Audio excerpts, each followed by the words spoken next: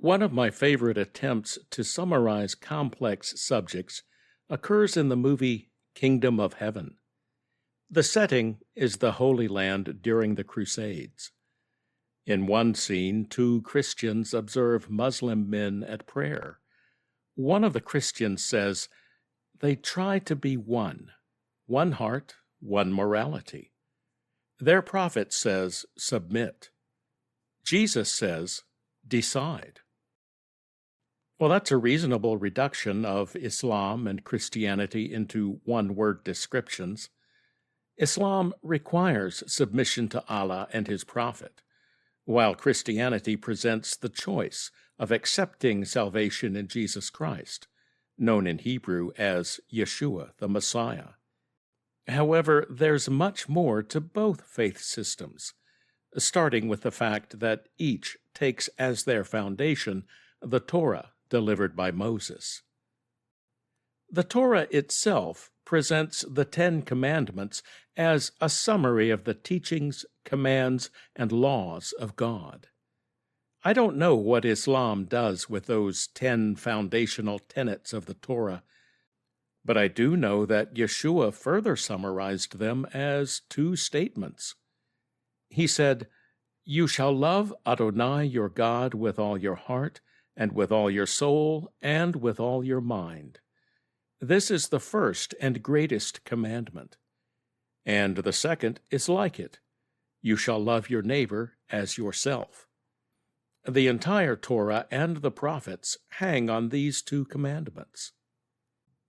Yeshua's answer echoes a story from the Talmud about Hillel the Elder, one of the premier Jewish teachers at the time of Yeshua's birth.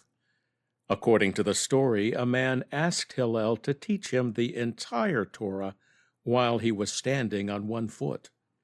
Hillel told him, "That which is hateful to you, do not do to another." That is the entire Torah, and the rest is its interpretation. Go study.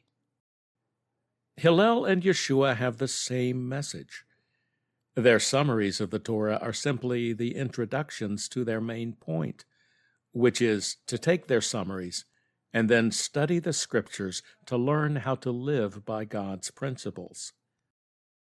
The ways of God involve both submission and decision, but in proper balance.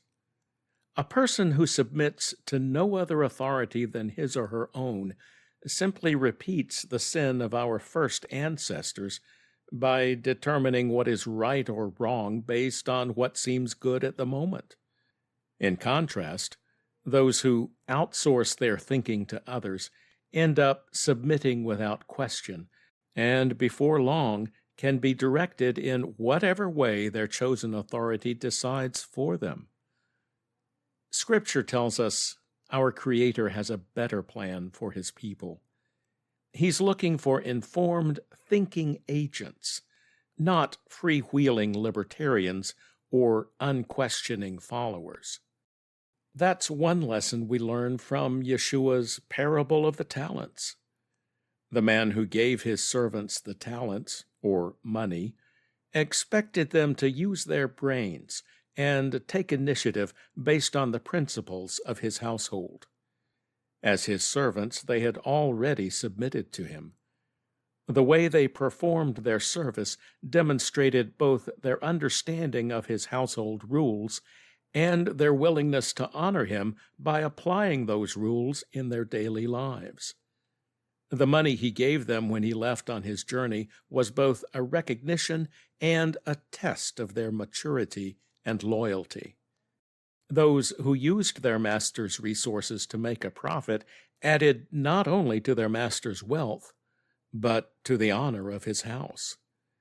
By showing themselves smart, capable, and full of integrity, they testified to the good qualities of their master. The servant who hid his master's money, however, received rebuke because he chose neither obedience nor decisiveness, but gave in to fear and laziness.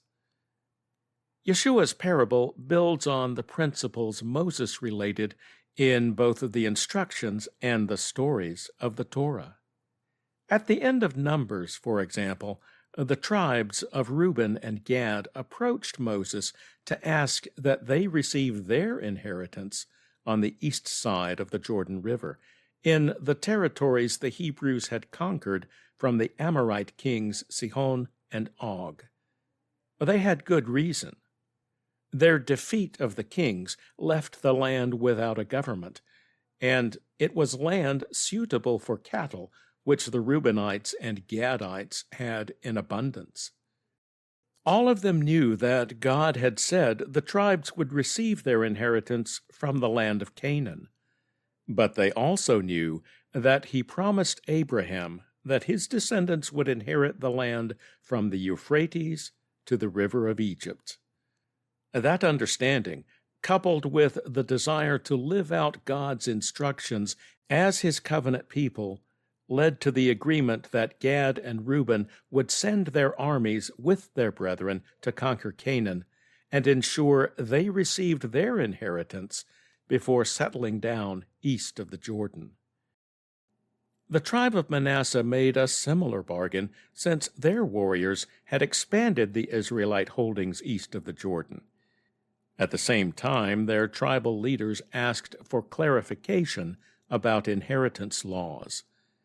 In a previous inquiry, they had learned from Moses that God did permit women to inherit if their fathers had no sons. But further clarification was needed.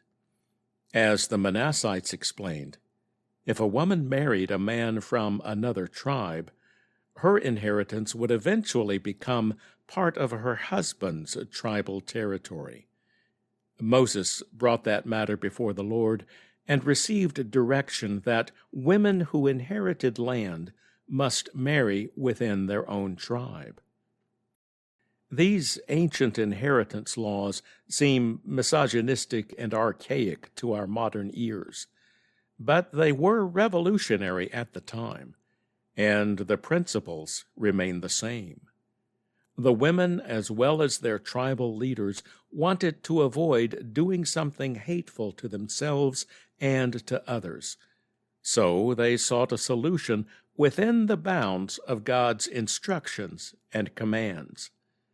They took initiative not only to correct perceived or potential offenses, but also to strengthen the nation and position it for walking out God's covenant commission to teach all nations his ways.